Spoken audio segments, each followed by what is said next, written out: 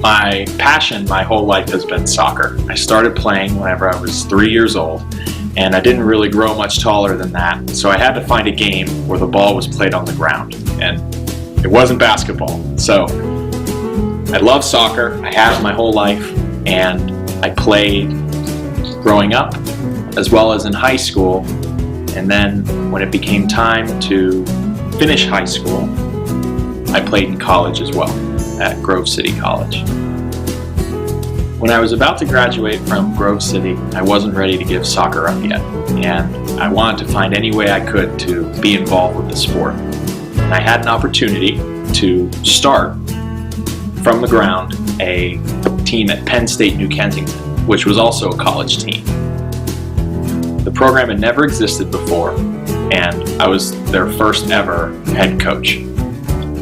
So I jumped at the opportunity and continued to be involved with soccer. I learned a lot of lessons whenever I coached the college soccer team.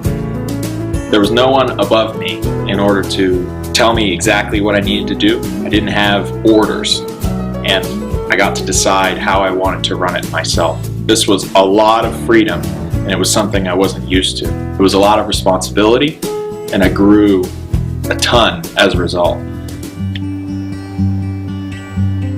Whenever I was working in college soccer, it's a big season in the fall, and then there's some off time. So I took that time and started to learn about building houses and real estate. And I was really bad at it. But you're bad at anything whenever you first start. And through God's faithfulness and me being faithful with my time, I began to learn it and began to love it as much as I love soccer. Eventually, I felt God calling me to pursue real estate full-time and to build houses for a living. And at first, I didn't like the idea because it would mean I have to leave everything that I know. And that's scary. I decided to leave the comforts of being paid every month, leave the comforts of guarantees and having income, and something that I knew very well. It was like starting a whole new sport or a whole new activity. There were lots of struggles in my journey towards growing in faith and trusting in God. It was scary as well. There were times whenever I didn't think I could get it all done. But God was faithful, and He provided me a way to finish everything that I needed to get done.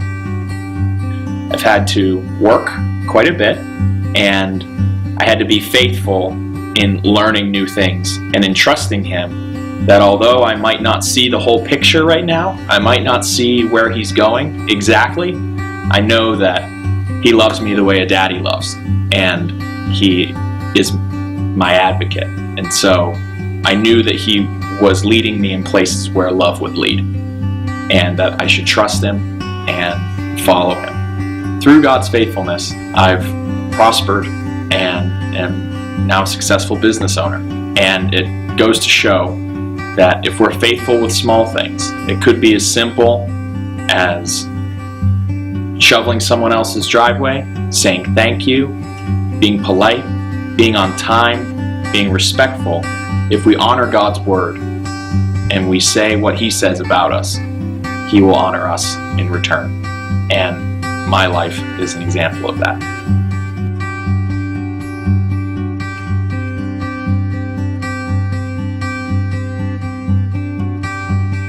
Jesus is provider.